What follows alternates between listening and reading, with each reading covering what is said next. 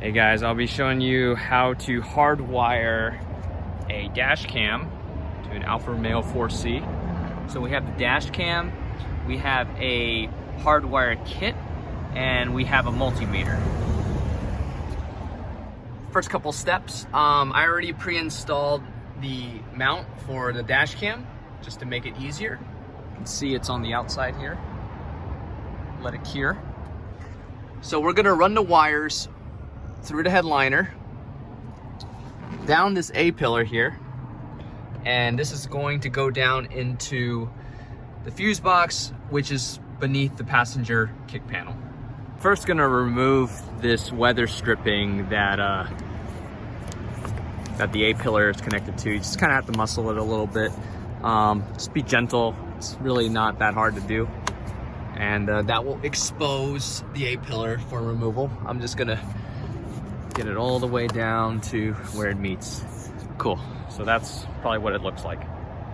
So I just gently tugged, and you can see here, wow, it looks broken, but you can see here it just kind of pops off. There are 4 clips, 2 up there, 2 down here. So we have blue and the other blue. And apparently there's a guide pin right, oh boy, this is hard. There's a guide pin right there, and that helps it seat back into that hole for reassembly. This is by far the easiest A-pillar I've ever removed. Normally what happens is they usually notch it down there in other cars, but in the Alfa, it is simple. It just pops right out. So got a few harnesses. I guess this is the antenna because it doesn't really go anywhere, especially this one. In order to remove the kick panel, there's a few screws that are underneath the carpet here. You can see. And then there's one screw over there on the right side, and there's actually a hidden screw on the left side, and it's actually hidden. So what we have to do is we have to undo this interior trim right here, if my camera will focus. So you got those 2 bolts. Those are Torx T25, I think. So let's go ahead and remove those. All right, so with the 2 screws removed, we removed one piece, which looks like this. And so we have to get to that back piece as well to expose the screw for the kick plate. Also, because the carbon fiber tub is exposed, I tend to want to protect it, so you can throw down a towel and just kind of like, you know, be a layer between you and the carbon fiber tub in case you drop something sharp. It easily scratches, as you can see. There's a few marks right there, and oh well, whatever. This car's a beater. Can someone buy my roommate's Miata? It's literally been sitting there for months.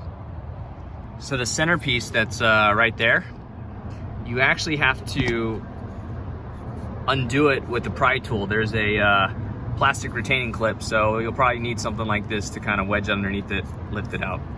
So I thought I could be clever and just remove one side, but I actually had to go to the driver's side and remove the other one. Again, it's 2 T25 Torx screws. This is the centerpiece, and this is the clip that you pop out, and it goes right there. All right, so now all 5 screws should be exposed. We have the 3, if my microfiber decides to move. And then back there, there's that one. That's why you remove the center console. And then we have the one up there. 5, they look like giant Phillip head screws. So, no big deal. The screws are out. The bottom 3 are like all the same. This top right one is like super beefy. And the bottom, or sorry, the left side is really small. There's no washer on it, so unless the previous owner already messed up this car, which I've noticed some missing bolts, but it is what it is. All right, so we got it loosened. All right, so this is where you have to be careful, because you can see as you lift it, there's that metal post right there in the middle. Just be really cautious when you take this out, mainly because it's just such a weird shape, and you might scratch the carbon fiber tub on the left or the right, so just be very careful as you remove it. All right, so that's the kick plate removed. Yes, mine is blue because the film hasn't even been removed.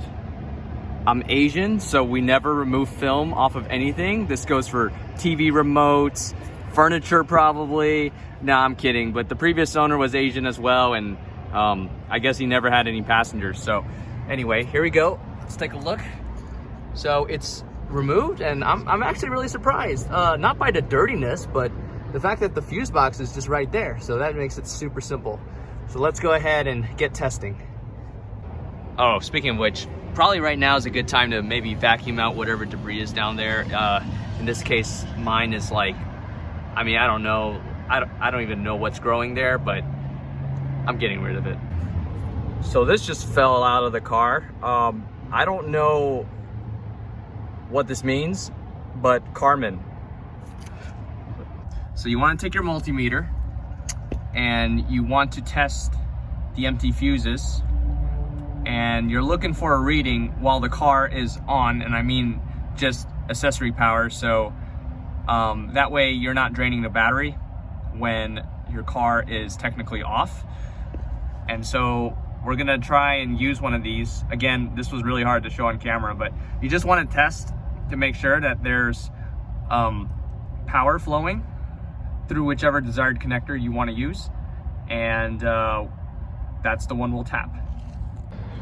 All right, so check it out. This is how I decided to do it. I think it's super clean, man. Like, got that grounding bolt right there, and I'm just using the bottom one in the bottom left. And let's go ahead and fire her up and see if power is being sent.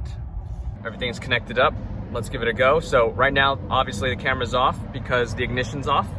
So let's see what happens when we turn it on. Check it out. It's all working, man. And if we shut it off,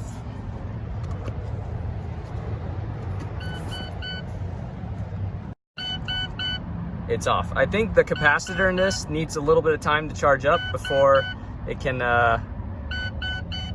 Alpha's yelling at me, but the capacitor needs some time to charge up in order to develop a reserve charge to safely power off the dash cam once you turn off the car. So now is kind of where you can spend all your time doing cable management, but essentially you want to route the wires along the tub, and you can see sort of there's this area where you can kind of stuff it, and then it would just go straight up this A-pillar. Maybe you can reuse these clips for cable management, and then you just want to route it to where your dash cam will be. Again, pretty straightforward. You can spend hours on this. You can spend 5 minutes on this, depends on how OCD you are. So I'm gonna spend about half a day doing this, and I'll catch you guys later.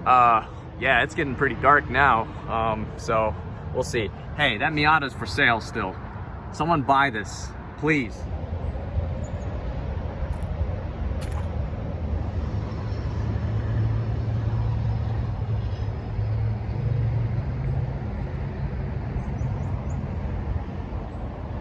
So here's how I installed my other dash cam in the BRZ. Again, really stealth install. So I tried to do that with the Alpha. Actually, the next day I decided that I wanted to really place the dash cam in a more discreet location. So this is where it is now. It's in the center.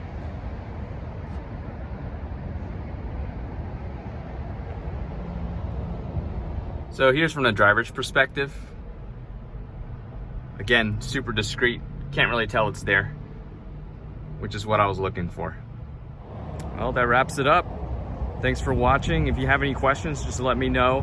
Again, there's a lot of misconceptions about this car. It being hard to work on is not one of them. Maintenance really is not that bad. And I mean, it's just such an easy car to work on. So If you're scared off by these cars, don't be.